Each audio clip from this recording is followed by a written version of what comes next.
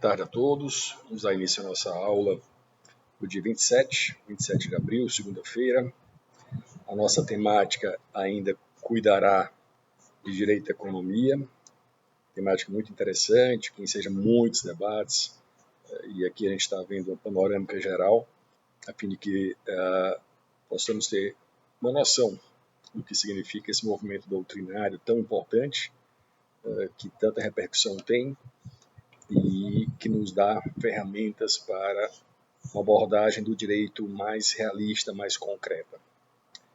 Muito bem, eu vou começar a aula de hoje respondendo algumas perguntas que tinham sido formuladas no canal. Temos uma pergunta do Bruno, temos duas perguntas também formuladas pelo Leon e temos uma pergunta que foi formulada pelo Otto. Bom, inicio pela do Bruno. A pergunta que ele traz é referente ao princípio da solidariedade. Dentro da realidade que vivemos hoje, ele aponta que há uma impressão de que esse princípio talvez tenha tido mais efetividade ou esteja tendo mais efetividade no âmbito interno dos estados do que no plano internacional. Bom, nesse contexto, Bruno, o que é certo é que não há saída para essa crise e para a crise que se avizinha pós-pandemia sem a ideia de solidariedade no plano internacional. Isso é fato. A gente vinha vivendo um período de exacerbação do nacionalismo, a partir da postura dos Estados Unidos, em razão da eleição do seu presidente, atual presidente, tem essa postura e tem assumido posições de âmbito econômico, principalmente lastreado nessa ideia nacionalista de combate ao multilateralismo, e isso de alguma forma fragiliza, é fato, a noção de solidariedade, de colaboração entre as nações, mas esse momento está demonstrando que mais do que nunca é vital que se aplique a noção de solidariedade, que se leve ao extremo essa ideia de colaboração entre Estados, a fim de que nós possamos alcançar uma crise. Imagine o que foi feito na Alemanha. Eles, como tem sobra de leitos médicos, têm permitido que ali sejam hospitalizados cidadãos franceses, cidadãos espanhóis, italianos, em razão de que tem folga. É uma ideia de solidariedade. E isso tem que ser aprofundado. É o que o Harari aponta nos seus escritos recentes sobre a pandemia, que qualquer saída que se imagine parte por um mundo mais solidário. No âmbito interno, isso depende muito de cada país. E é evidente que no direito brasileiro nós temos o princípio da solidariedade mais explícito na Constituição. Ele que fundamenta propriamente a noção de função social, e como nós abordamos em aula anterior, e mais do que uma mera ideia, é um princípio jurídico que tem aplicação prática. E assim tem sido feito pelos tribunais em diversos momentos, pelo tribunal, a nossa Corte Maior, o Supremo Tribunal Federal. Então, a visualização desse princípio torna-se mais patente em razão disso. Agora, no âmbito internacional, ele tem que se efetivar. O que nos falta é uma corte internacional que assim imponha. Temos cortes internacionais em áreas específicas. Há muito se predica uma corte de âmbito ambiental a fim de dar maior eficácia a esse direito fundamental, baseado, lastreado na solidariedade. Isso já tinha sido proposto no Rio de Janeiro, em 92, nunca foi efetivado. Então, a ideia é de limitação das soberanias a partir da supranacionalidade, permitindo uma atuação mais solidária dos Estados. Um longo caminho a percorrer. É de se ver o que vai acontecer nessa fase pós-pandemia. As duas perguntas do Leon têm pertinência com o texto do Erhard Deniger, o texto que propõe não uma mera releitura, mas mesmo a modificação da tríade de valores que embasa o ideário liberal burguês. A primeira das perguntas é se a nossa Constituição ela assimila essa nova ideia, se ela permite que a gente leve à superação daquela tríade inicial a partir das propostas e das formulações que são estabelecidas em seu conteúdo, em seu texto. Ora, me parece que, independentemente da posição que se adote, seja a posição do Denninger e substituição, seja a posição do Habermas, que defende que é suficiente apenas uma releitura da tríade de valores ou uma leitura sintonizada com o contexto atual, seja qual for a visão, o que é claro é que aquela tríade de valores não pode ser entendida com a sua feição originária. Ora, como se pode entender o princípio da igualdade como igualdade meramente formal, que faculta que nos contratos as partes tenham inteira liberdade? Muitas vezes essa liberdade ela é o próprio aprisionamento daquele mais fraco. Tanto isso é reconhecido que nós temos diversos subsistemas jurídicos que fazem com que haja uma flagrante interferência nas relações a fim de proteger o mais fraco economicamente. O sistema do Código do Consumidor é um exemplo e diversos outros casos. Então, nós temos que fazer uma leitura sintonizada com o contexto atual. Então, se eu vou abordar a igualdade efetiva, que se assemelha ao conceito de diversidade proposto por Denninger. A grande inovação desse contexto trazido pelo Denninger é que há de se democratizar e chamar aqueles que são excluídos para dizer o que de fato precisam e o que de fato demandam a fim de se estabelecer a igualdade. Ele é aproximado, é um aprofundamento da noção de igualdade material que se consolidou ao longo do século XX. O século XX é o século da igualdade real, igualdade material, que se afasta daquela noção inicial de igualdade puramente formal do final do início do século XIX e que ao longo dele foi muito contestada, para enfim no século XX ser superada aquela noção. Então, o que se deve entender é que, mudando ou não os conceitos, o que não pode mais é ocorrer a aplicação linear daquelas ideias que embasaram a Revolução Liberal Burguesa. No que se refere à segunda pergunta é pertinente ao direito à propriedade. Eu comentei na aula que o direito à propriedade é funcionalizado desde a Constituição de 88, explicitamente funcionalizado. Assim é previsto no artigo 5º, assim é previsto no artigo 170. Em dois momentos, o direito à propriedade é regulado e é vinculado à sua função social. Isso é um ponto importante na compreensão desse direito, que a gente vai analisar mais à frente. Precisamos que assim façamos e o faremos. Bom, mas a pergunta tem referência com o que justifica que os juízes, mesmo depois da Constituição e antes do Código Civil de 2002, não aplicassem o dispositivo. Ora, a mim parece que o que ocorria, em verdade, era a dificuldade de fazer esse exercício hermenêutico de concretizar o princípio. A atuação que pressupõe, a atuação nesse sentido pressupõe um esforço hermenêutico de construir um significado jurídico para o princípio. E é fato também que a noção de função social é uma noção transformadora e que há sempre muita resistência à transformação da realidade social, que em último grau significa redividir o dinheiro, estabelecer com quem vai ficar o dinheiro.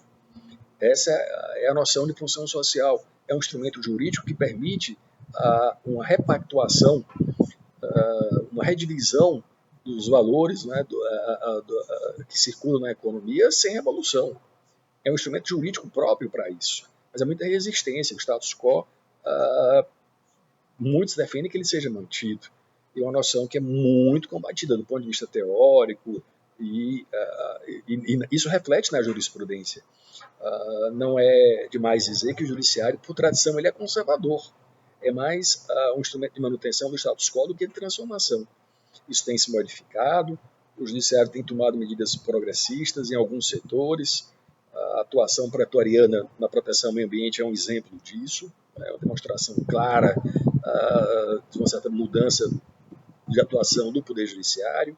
Em outras áreas também, na efetivação de alguns direitos, mas a rigor o judiciário sempre teve uma postura, e assim era logo de início, quando passou então a estar em vigor a nossa Constituição, o perfil ainda era esse, e ele foi se modificando mesmo ao longo da nossa Constituição, para hoje se consolidar como instrumento de transformação da realidade social.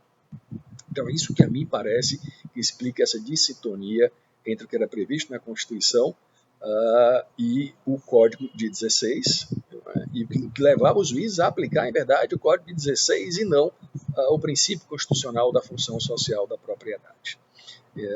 Então, isso é muito interessante. É uma constatação fática a partir de acórdãos, inúmeros acórdãos que foram estudados por várias pessoas, por mim especificamente no doutorado, no meu segundo doutorado, o doutorado da USP, que fiz uma abordagem sobre o direito à propriedade como introdução para a questão central, que era uma questão de direito societário. Mas o pressuposto disso, afinal, o exercício da empresa é um modo de exercício da propriedade. O pressuposto disso foi entender o que era a propriedade, a concepção que se deve ter atualmente do que é o direito à propriedade. Não há direito que se modifique mais do que o direito à propriedade. Hoje assume feições inteiramente distintas do que foi no passado. E assim foi ao longo da história. Nem é mais concebido como algo que seja imanente ao homem. A antropologia já afastou essa ideia. Demonstração clara de que o direito à propriedade tem outras justificativas, como a gente vai ver daqui a pouco, inclusive. Bom, por fim, uma pergunta do Otto. Mais uma dúvida sobre casos práticos, como é que visualiza a aplicação do ótimo de Pareto, o que é que significa a formulação que propõe Caldon e Hicks sobre eficiência. Então, vejam, os três autores, Pareto inicialmente, Caldon e Hicks em conjunto, fazem proposições do que é que se tem que tomar por eficiência econômica, quais são as situações ótimas do ponto de vista da economia, o que é a melhor realidade para a economia. Wilfredo Pareto dizia que a melhor realidade é aquela em que se constata que os recursos estão utilizados de tal ordem que eu tenho o atendimento ao número máximo de pessoas sem prejudicar ninguém. Esse é o ótimo, porque se eu for além dali, eu já vou causar dano a outrem. Então a situação ótima seria caracterizada por esse momento em que os recursos escassos foram aplicados de tal forma que eu atendi ao máximo de pessoas com aqueles recursos. Se eu for utilizar além disso, eu vou estar prejudicando outras pessoas. Ora, essas escolhas trágicas são corriqueiras na administração. Então, na alocação de recursos para a educação pública.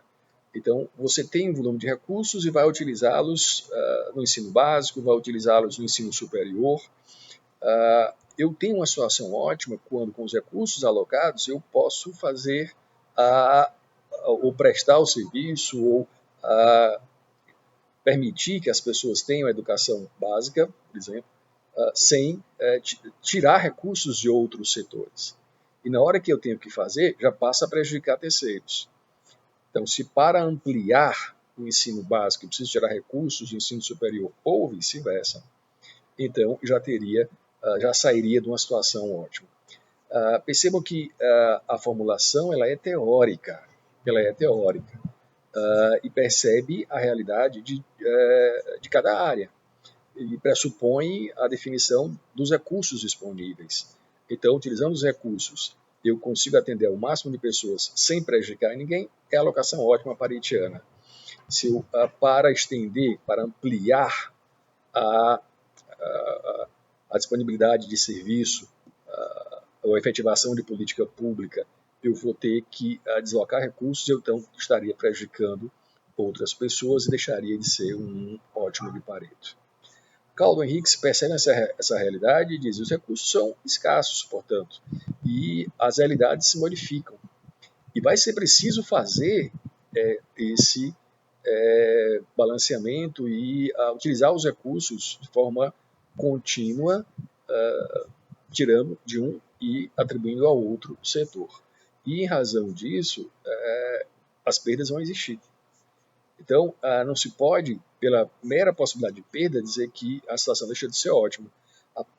a situação vai continuar a ser ótima desde que eu faça compensações àqueles que têm as perdas. Então, o ganho é maior. Então, a modificação leva à ampliação.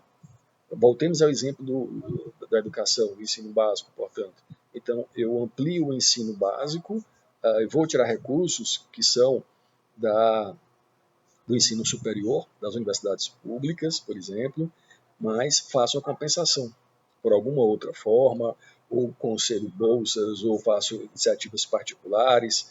Bom, mas de alguma forma tem compensação que aqueles que estão sem o mesmo volume de recursos, que eles possam ter a sua situação reparada, pelo menos em tese. Isso continuaria a ser uma situação ótima na visão de Caldwell Hicks. Ok? Bom, era mais ou menos essa a ideia que se quer passar sobre esses mecanismos de aferição de eficiência propostos pelo movimento doutrinário Direito e Economia. Passemos a novas discussões. Nós abordamos, então, diversos aspectos acerca da Law and Economics, na aula passada, que diversos instrumentais econômicos são utilizados. Vimos a teoria das instituições e organizações, interessantíssima, que permite muitas abordagens, pesquisas amplas. Dentro desse seio que está a discussão sobre direito e desenvolvimento.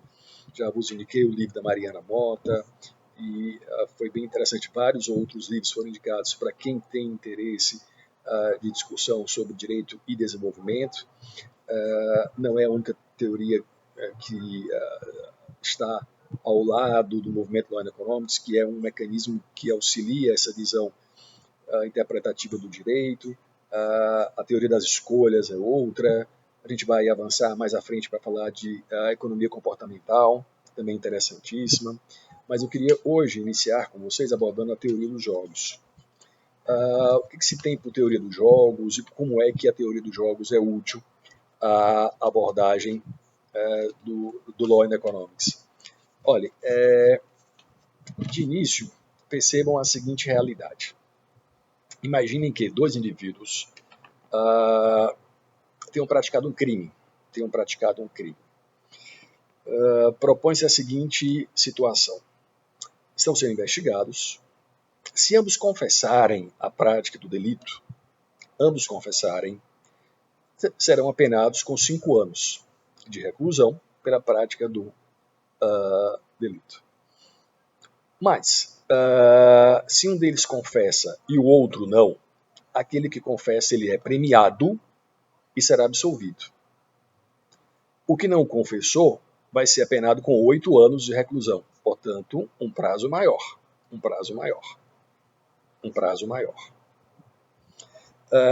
Uma terceira hipótese, uma terceira situação. Se ambos negam, a pena é de 1 ano. Afinal, não se comprova a prática do delito maior. Ambos negaram, mas em razão de delitos eventualmente acessórios, isso leva à condenação de 1 ano de reclusão a cada um. Esse é o famoso dilema do prisioneiro. A partir do qual se constrói a teoria dos jogos. A partir do qual a gente tem a simbologia do que pode ser feito por meio dessa teoria. Então, repito, ambos cometeram um crime.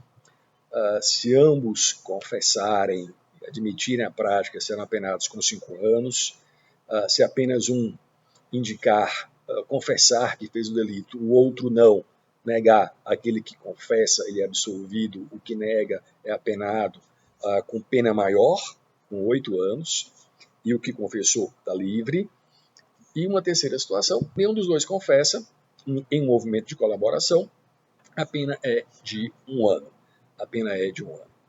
Antes de analisarmos essas hipóteses, alguns conceitos são básicos na teoria dos jogos. Alguns conceitos são fundamentais. Nós temos a ideia de que, em teoria dos jogos, é necessário que se tenha a compreensão do que é a indução em retrocesso. A indução em retrocesso é um comportamento estratégico, por meio do qual o operador, o jogador, pode-se assim dizer, racional, antecipa em sua mente a escolha que os demais jogadores farão e toma uma decisão baseada no que ele percebe que vai ser o comportamento de terceiros. Tá? Então, isso se chama indução em retrocesso. O jogador consciente, ele antecipa em sua mente a escolha dos outros jogadores e aí, no momento presente, toma uma decisão a partir dessa visão que tem. Essa é a noção de indução em retrocesso. Uma outra noção importante é a noção de racionalidade individual. Na teoria dos jogos, a fim de que os agentes possam se posicionar, fazer a indução em retrocesso, imaginar o que, vai ser feito pelos outros a fim de se posicionarem hoje. Então, é preciso pressupor a racionalidade individual. Ou seja, cada indivíduo vai buscar o que é melhor para si. Cada indivíduo vai atuar objetivando o melhor no caso concreto. Então, a racionalidade individual é um pressuposto para atuar dentro do contexto da teoria dos jogos. Também é importante a noção de memória perfeita, que é a ideia de que os indivíduos retenham consigo as informações a respeito do que é o jogo, do que acontece no jogo, a fim de que possam tomar as decisões. Então, a memória perfeita é a ideia de que os jogadores retêm consigo as informações necessárias a fim de embasar as tomadas de decisão. As estratégias são divididas entre estratégias estritamente dominadas, que são aquelas que são vinculadas, dominadas por outro jogador. Então, a minha estratégia é estritamente dominada quando ela é completamente subordinada à estratégia do outro jogador, ou a estratégia pode ser uma estratégia dominada de forma inteirada. O que significa isso? É que a priori não se percebe que é uma estratégia dominada, e somente com o caminhar do jogo é que se tem a noção de que está-se ali diante de uma estratégia dominada que segue inteiramente a estratégia do outro jogador. Esses são os conceitos mais frequentes de teoria dos jogos. Mas voltemos ao dilema do prisioneiro. Vejam, temos 3 opções. Eu vos disse, se ambos confessam, são apenados com 5 anos. Se um deles confessa e o outro não, o que confessa é absolvido, o que não confessa é punido com 8 anos. E a terceira opção, os dois, em atitude de colaboração, não confessam e são apenados com apenas 1 ano. Qual a tendência de cada um de nós? Qual é a possibilidade de melhor resultado? É confessar e o outro ficar calado. Agora, como é que eu posso saber, como é que eu posso garantir que ele vai ficar calado? Não tem nenhuma garantia de que isso vai acontecer. Então, a minha estratégia tem que ponderar os passos que ele pode dar. Eu tenho que ter em memória todas as informações necessárias à tomada de decisão e aí antecipar o que ele pode fazer. Se eu percebo que ele não vai ficar calado, não é essa a ideia, essa estratégia de confessar pode ser muito ruim. Porque se ele não o fizer, eu serei absolvido. Mas se ele o fizer, eu pegarei 5 anos de reclusão. A estratégia de ambos ficarem calados também depende do que eu visualizo no caso concreto para tomar essa decisão, pode ser mais atrativa, porque se eu fico calado e ele também, ambos pegamos 1 ano de reclusão. Não é a situação mais interessante para cada um, mas é a melhor para os dois. É melhor pelos dois, que pressupõe uma atitude de inteira colaboração. Então, é uma lógica de atuação em que essa situação de melhor condição para ambos, embora não sendo a melhor individualmente, é o que se chama de equilíbrio de Nash. O equilíbrio de Nash é aquela situação de estabilidade não maximizadora dos resultados individuais, não permite o melhor resultado individual, mas que garante uma situação cômoda às partes, uma situação razoável às partes. É o que se chama de equilíbrio de Nash. Por que Nash? John Nash, um matemático que formulou a teoria dos jogos. Mentes Brilhantes é o filme em que se aborda a história de John Nash. Muito interessante, recomendo se puderem ter acesso a esse filme. Passou várias vezes em cadeia aberta. Muito interessante. Interessante também a cena em que ele tem um estalo para elaborar a teoria. É uma situação em que está em um bar com alguns amigos e eles todos paquerando a mesma mulher, e aí ele vai e tem esse estalo. Qual é a postura, qual a posição, quais são os passos que cada um daqueles que disputam a atenção da bela mulher vão adotar no processo de paquera, no processo de aproximação. Então, a partir desse contexto, no bar, ele tem um estalo e volta correndo ao apartamento para formular matematicamente essa ideia, e que pode ser muito bem usada em diversos momentos na tomada de decisão. Isso se aplica a direito societário, concorrencial, se aplica no âmbito criminal, se aplica nos mais variados setores.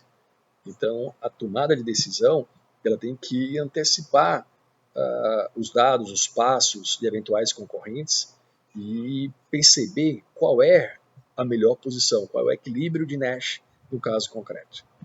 No caso concreto, querer levar vantagem demais pode sair caro, pode sair caro. Também esse omisso pode ensejar que o outro confesse e eu não, e aí eu pego a pena mais elevada, que é o pior dos cenários. O que é que me leva a tomar uma ou outra postura? O conhecimento afetivo. A memória plena para perceber todos os elementos, toda a realidade, a fim de tomar decisão.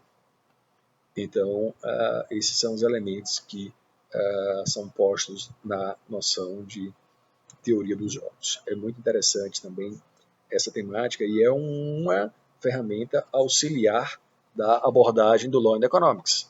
Então, com frequência, analisa-se cenário e recomenda-se tomar a decisão a partir da ideia de teoria dos jogos. Teoria dos jogos. Mas bem, eu gostaria de vos abordar alguns aspectos interessantes. Para que serve a Law and Economics, afinal? Ela é a panaceia para a resolução de todos os problemas? Enfim, se descobriu uma maneira de ter uma justiça objetiva, um critério de justiça objetivo, aferida a partir da maximização do bem-estar? Olha, deve-se fugir dessa compreensão. Deve-se fugir dessa compreensão.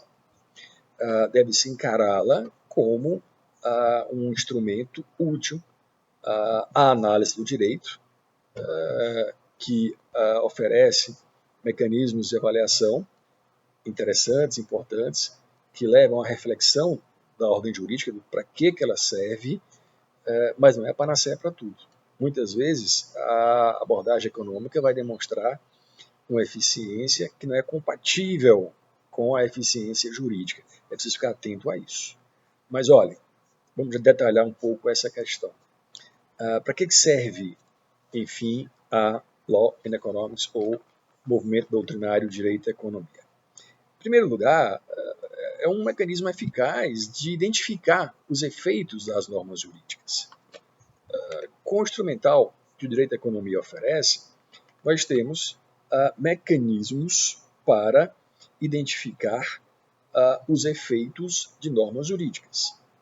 Vamos ver isso nos mais variados cenários. No direito eleitoral, por exemplo. Tive a oportunidade de atuar como juiz do TRE, experiência fascinante. Assumi a vaga dos juízes federais, que em regra se faz por rodízio de antiguidade. Então fui juiz do TRE durante 2 anos, uma experiência fascinante, em que nós somos levados a tomar decisões com muita rapidez, pela dinâmica do jogo eleitoral. Estou convencido que a importância da justiça eleitoral é negligenciada, porque ali é onde tudo começa. Onde tudo começa. Se existir compadrio entre a justiça eleitoral e os políticos, e houve e há ainda, ali tudo tem início. Toda a questão, todos os nossos problemas políticos se iniciam por ali. Mas, bom, não era sobre isso que a gente vai falar. Não é sobre isso. A Law and Economics é um instrumento interessante para abordar Qual é a finalidade das multas eleitorais? Senhores, as multas eleitorais, elas são insignificantes. Elas não atendem ao fim a que se propõem. As propagandas eleitorais, elas são apenadas com a pena de multa. Essas penas, se forem reduzidas, elas entram no custo da campanha. Então, o político, ele calcula qual é o custo de fazer propaganda irregular e faz, porque o benefício vai ser maior. O benefício vai ser maior. Então, é uma evidência clara de que aquela norma não está atendendo o fim a que se propõe. E percebi isso inúmeras vezes. A repetida desobediência das regras de propaganda eleitoral. E olhem que, como isso já faz algum tempo, são quase 10 anos que eu estive no TRE, as demandas daquela época eram bem diferentes. Hoje a questão é muito mais complexa, porque na época o que se discutia era o tamanho do outdoor que era possível. Era propaganda subliminar, o prefeito que pintava a cidade inteira, argumentando que era a festa da padroeira, mas pintava com as cores do seu partido. Então eram questões que hoje são até inocentes, porque hoje a grande questão é a utilização da internet para notícias falsas, favoráveis a uns e desfavoráveis a outros, como a gente tem visto aí. Esse problema é muito mais sério. Como é que a Justiça Eleitoral pode dar resposta a essas questões? Não tem dado. Não tem dado. As multas, elas não desincentivam os comportamentos. Isso, então, pode ser aferido claramente por esse instrumental do direito à economia. Mas em outros anos também, o direito civil. No direito civil, imaginemos uma pena de multa pelo não cumprimento da obrigação de pagar o condomínio. Se ela não for suficientemente forte, se não for adequada para coibir o comportamento de não pagamento, as pessoas não vão pagar. Eventualmente podem não pagar e o efeito vai ser a impossibilidade de manter o edifício. Então a norma tem que ser adequada ao fim a que se propõe. Em outros âmbitos, no direito penal, será que os criminosos não fazem um juízo de benefício, de custo-benefício? Fazem. Qual o custo de ser apanhado na prática desse delito? Quanto tempo ficarei preso? O que eu posso fazer depois com o crime render a atividade criminosa? Então, todos esses dados, esses elementos, estão postos na mesa na hora de tomar a decisão de praticar ou não o delito. E isso eu posso avaliar com dados empíricos, para tomada de decisão, para modificação da legislação, subir a pena de alguns crimes mais graves, garantir que a punição efetiva se dê, que seja para todos. Então, é um ferramental que a economia traz para o direito e que permite uma avaliação bem interessante. A questão ambiental, da mesma forma. Na questão ambiental, eu posso aferir se a legislação é forte o bastante. Essa legislação permite, e já é dito na Constituição, que o crime ambiental que o dano ambiental seja caracterizado como crime que impõe a obrigação de indenizar o prejuízo causado ao meio ambiente e ainda que eu possa aplicar a sanção administrativa pela prática daquele delito. Então, as possibilidades de punição são triplas. Eu posso aplicar 3 sanções em razão do mesmo ato, sem bis in idem, sem punição dobrada. Então, assim se permite. A questão é a efetividade, como é que está dando. A incentivo a que as pessoas não pratiquem crimes ambientais, como é que isso tem se dado. Então, é uma abordagem que há de ser feita a partir de ferramental empírico para demonstrar o que tem acontecido na prática. Nos últimos 2 anos, sem qualquer viés político, mas há um governo que tem passado uma mensagem de incentivo à prática de danos ambientais, de privilégio da mineração, em detrimento de áreas protegidas ambientalmente. Então, isso repercute intensamente e lembra, o direito é incentivo. Então, a Law and Economics é uma ferramenta de análise, de identificação de efeitos da ordem jurídica, nos mais variados ramos, os mais variados setores, Mas não é só isso, não é só um instrumento para a aferição de efeitos. Também por meio da Law and Economics é possível justificar a existência de normas jurídicas. Por que é necessária uma norma jurídica? Nesse âmbito, eu chamo especial atenção para a questão do direito à propriedade. O direito à propriedade, o terrível direito, na visão de alguns autores italianos, assim denominado, e um dos mais empolgantes objetos do estudo da área do direito. Sempre gostei e gosto muito de estudar o direito à propriedade.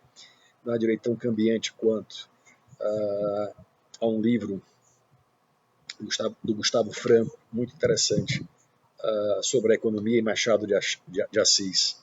Ele analisou diversas crônicas de Machado de Assis e aponta alguns aspectos econômicos e os comenta. Muito interessante. Gustavo Franco fez essa abordagem da economia na obra de Machado de Assis, na obra de Shakespeare, na obra de Fernando Pessoa. 3 livros fascinantes. Em relação a Machado de Assis, é possível ali vislumbrar ele na qualidade de cronista do dia a dia do Rio de Janeiro, da corte daquela época, final do século XIX, demonstrando toda a discussão em torno da propriedade de escravos. Então, da demanda por indenização, se eventualmente ocorresse a abolição da escravatura, e uma série de crônicas bem interessantes a demonstrar o caráter histórico desse direito. Ele já incidiu sobre pessoas, é fato. No passado, sobre a mesma coisa, havia a possibilidade de diversos proprietários, era a propriedade feudal. A liberal tornou-a absoluta. Mas isso são aspectos que até vamos estudar mais à frente. Mas o que é que nos interessa agora? O que justifica a propriedade? Porque eu posso ser proprietário. É algo inerente à condição humana? Não é. A antropologia já deixou claro que não é. A partir da análise de tribos isoladas, em que a propriedade privada não existe. Se fosse algo inerente ao ser humano, em qualquer ser humano existiria, independentemente da cultura. Então, há a demonstração clara que é algo cultural. Nas tribos isoladas, a praxe usa a coisa e devolve para o coletivo. Ela é de todos. Se você precisa, você usa. Se você precisa, você usa. Então, é uma lógica bem diferente da que se consolidou no mundo ocidental, no mundo romano-germânico. Mas veja, o que é que justifica a propriedade do ponto de vista econômico? A propriedade é direito de exclusão, é direito de uso com exclusividade. E esse direito de uso com exclusividade, ele decorre do fato de que é preciso preservar os bens. E aí vem a famosa alegoria da tragédia dos comuns. Tragédia dos comuns. O que é que ela significa? Que nos campos de pastagem ingleses, a alegoria é situada nesse contexto, os campos de pastagem não têm dono, são de todos, são comuns, commons chamados. O uso desses campos era desmedido, porque não tem dono, cada um usa do jeito que quer e se aproveita do jeito que quer. Não é? Então, a demanda por direitos à propriedade é justificada pela melhor utilização dos bens. Se eu atribuo direitos de propriedade, essa tragédia desaparece, porque o dono vai cuidar do que é seu e vai dar o melhor uso. Não vai permitir o uso desmedido, o uso descontrolado daquele recurso escasso. Então, a melhor fundamentação para o direito à propriedade é essa, que a atribuição de direitos de exclusividade garante o melhor uso dos bens. Agora, é fato, senhores, que ao lado da tragédia dos comuns, também há a tragédia dos incommons, ou dos incomuns. O que é que significa isso? A regulação excessiva. A fixação de direitos de propriedade sem sintonia com o contexto, demasiadamente amplos e rígidos, pode levar a um excesso de regulação que causa o mesmo efeito da tragédia dos comuns. Então, o importante é buscar um equilíbrio, um meio termo entre as duas tragédias para regular o direito à propriedade. Aqui é interessante destacar que talvez a ampliação de bens comuns possa ser uma saída desse contexto, mas isso é matéria mais avante, a ser vista mais avante, o direito à propriedade. Na Law and Economics, os bens comuns são tomados aqui como bens que pertencem a todos e não têm controle.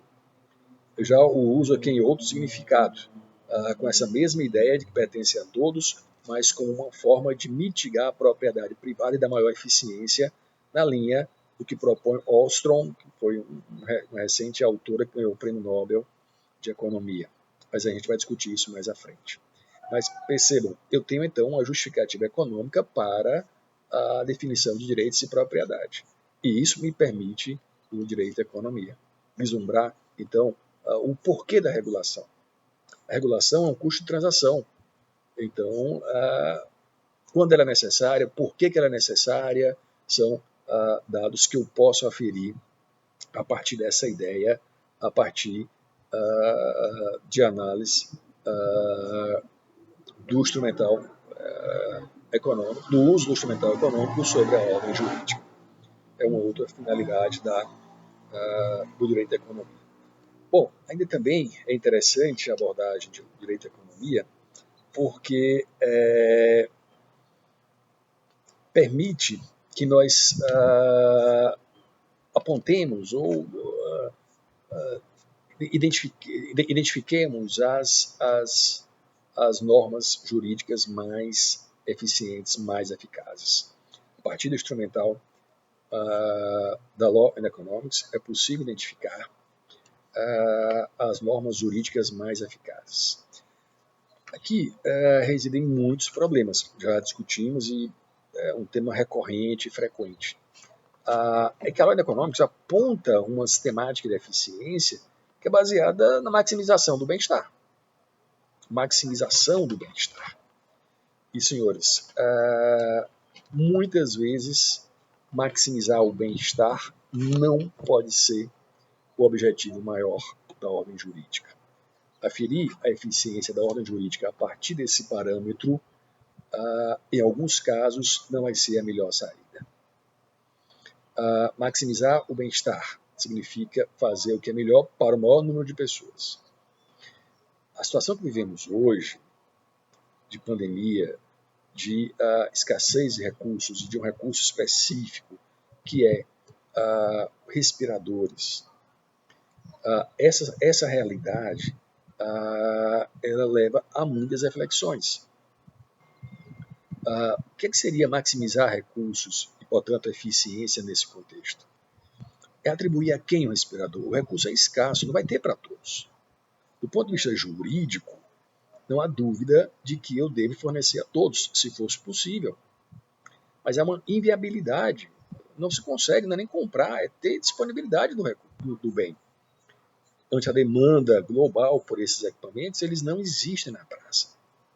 E a realidade é, temos que atender hoje. A quem atenderemos? A quem, pela ordem jurídica, deve atender a todos. Como a economia pode ajudar a que se tome uma decisão de escolha trágica.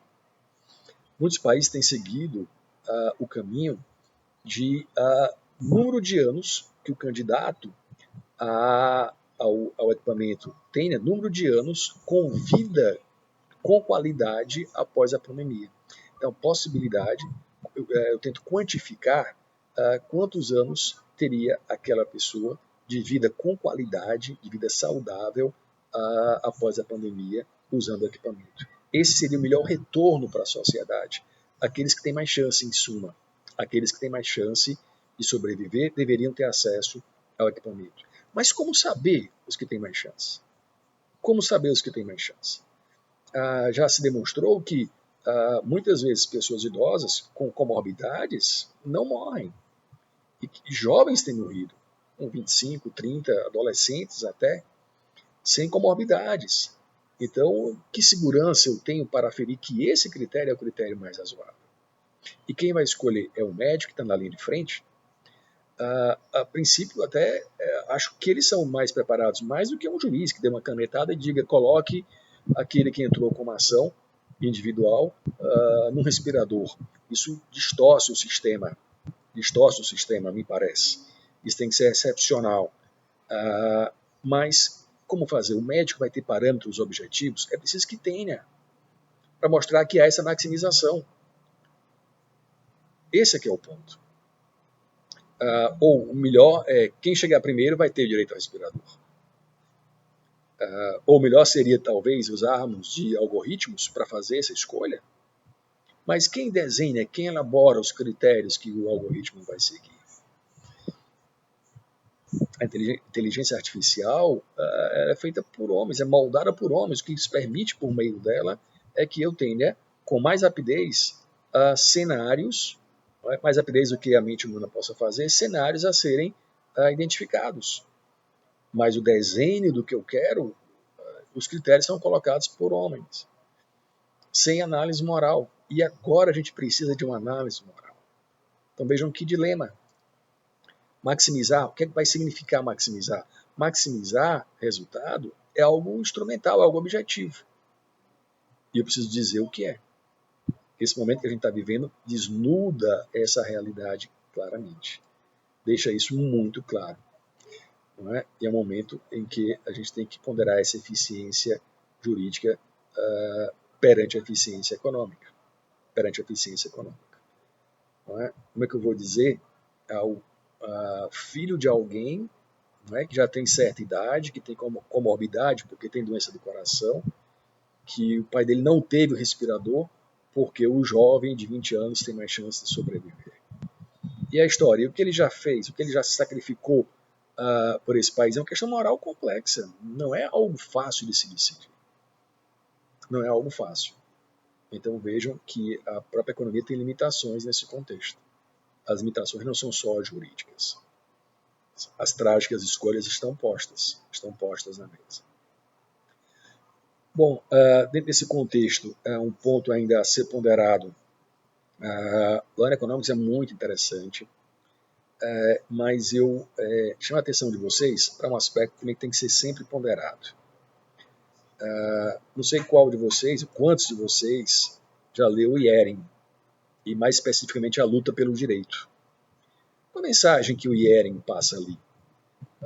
O Iering passa a mensagem de que cada um de nós tem um dever moral de lutar pela efetivação do seu direito, sob pena de fragilizá-lo na prática. Quando eu abdico de um direito que eu tenho, isso ofende a todo o sistema, porque a ordem jurídica vai ficando fragilizada. Agora, essa ideia do Iering há de ser ponderada. Há de ser ponderada na seguinte hipótese, por exemplo. O que é que justifica que a administração pública, a administração fiscal, faça uma cobrança de valor diminuto? A Receita Federal do Brasil fez um estudo técnico e aprovou, identificou que não há sentido em cobrar tributos, não é, em valor inferior a, me recordo o valor exato, mas imaginemos, 40 mil reais. Se for um valor inferior a esse, não há sentido, porque ela gasta mais para cobrar do que o que vai ser recebido. Que lógica é essa? Como é que eu posso atuar gastando mais do que o que vai ser recebido? Mas pela observação, pela lógica do Iering, isso deveria ser feito, porque senão fragiliza o sistema e passa a mensagem de incentivo aos sonegadores. Até 40 mil ninguém me cobra. Agora, é razoável que eu vá movimentar a máquina processual para cobrar valores insignificantes, gastando mais do que isso? Então, essas ponderações têm que ser feitas. O Iering e os autores de Law and Economics trazem visões que não são complementares. E eu quero que vocês reflitam sobre isso. Qual é a lógica de vocês? É preciso, então, efetivar moralmente a ordem jurídica ou é razoável que eu deixe de cobrar aquilo que eu vou gastar mais? Então, é um dilema que é posto também no dia a dia. Bom, uma observação adicional sobre direito e economia, que é muito útil, não é a panaceia, usá-la demais é veneno, tem que usar na medida exata. Paula Forgione tem um artigo na revista de Direito Mercantil, professora da USP, que ela aborda Law and Economics já há algum tempo. E a mensagem final é nesse sentido. Muito útil. Não é a panaceia, demais é veneno. Tem que se fazer sempre a ponderação, porque nós, na área do direito, cuidamos mais de valores do que de preço. É uma observação feita pelo professor Newton de Luca, também da Faculdade de Direito da USP. Mais do que preço, nós cuidamos de valor. E valor, às vezes, não tem preço. Então, essa ponderação tem que ser feita. Por fim, gostaria de vos falar do Bruno Salama e da Mariana Pargendler. Dois autores brilhantes. Mariana Pargendler, recentemente, na semana passada, foi premiada com um artigo sobre o direito societário, premiada nos Estados Unidos. O texto foi tido como o melhor artigo do ano, uma premiação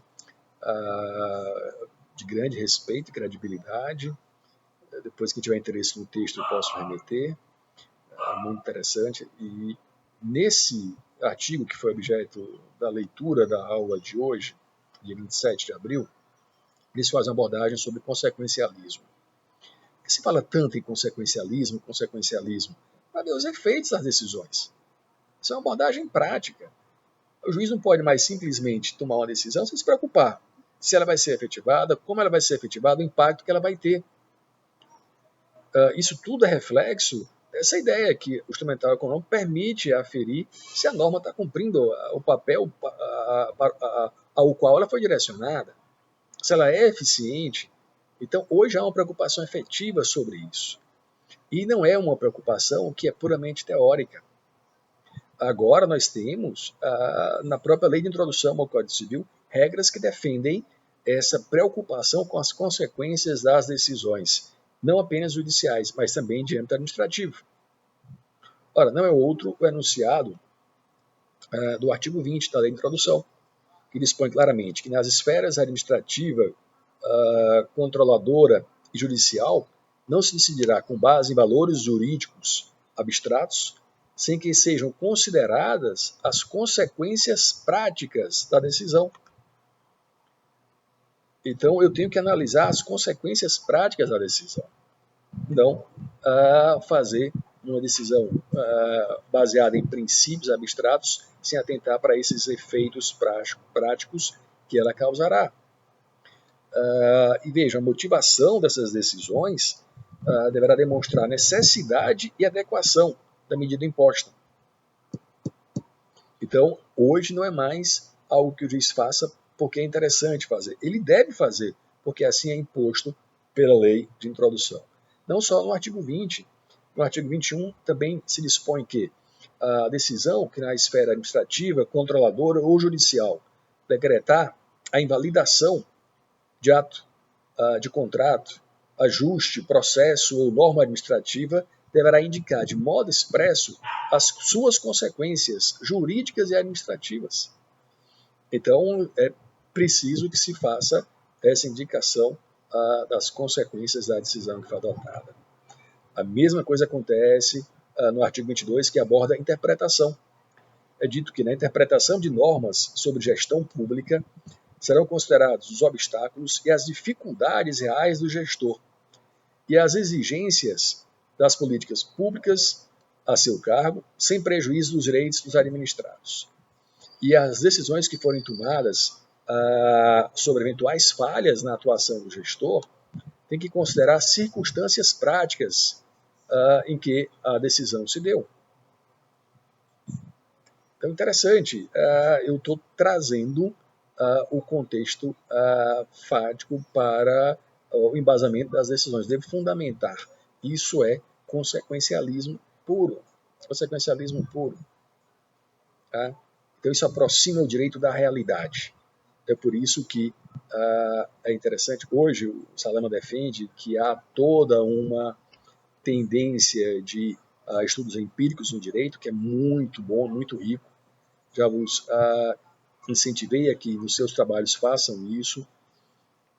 No último seminário, falei especificamente com a Luciana, que era bom, que era como ela tem acesso a dados práticos o direito à saúde, as políticas públicas, fazer a análise dos mesmos. Isso traz o direito perto da realidade. Nunca a teoria não tem valor, tem muito, mas é importante que a gente procure ver o que é o direito real. Esse é um momento de ver o que é o direito real, com esse instrumental econômico que nós vimos e temos visto ao longo desses períodos de aula. Então, essa era a lógica do texto, trazer as consequências, né, para a fundamentação das decisões, que o juiz atente para isso, que vocês percebam o que é que tem causado esse movimento Law and Economics na vida prática. Essas normas que eu agora há pouco vos disse, elas têm impacto direto nas ações de improbidade. Eu vos digo porque julgo com muita frequência matérias dessa ordem. E é preciso agora fundamentar e dizer as consequências, citar o contexto em que as decisões foram tomadas. Tudo isso é inovador e é muito interessante para a nossa ordem jurídica. Aproxima, de fato, a realidade, o direito da realidade do nosso dia a dia. Então, senhores, essa é a nossa aula do dia 27. Então, faremos o nosso seminário às 19h30, pela mesma plataforma. E mais uma vez agradeço a atenção de todos vocês. E a partir da próxima aula entraremos na abordagem de neurociência e direito. Neurociência e direito, outra temática também de grande impacto. O nosso seminário do dia 27 aborda direito e tecnologia, então novas tecnologias, temática muito interessante também. Então, um abraço a todos e até a nossa próxima aula.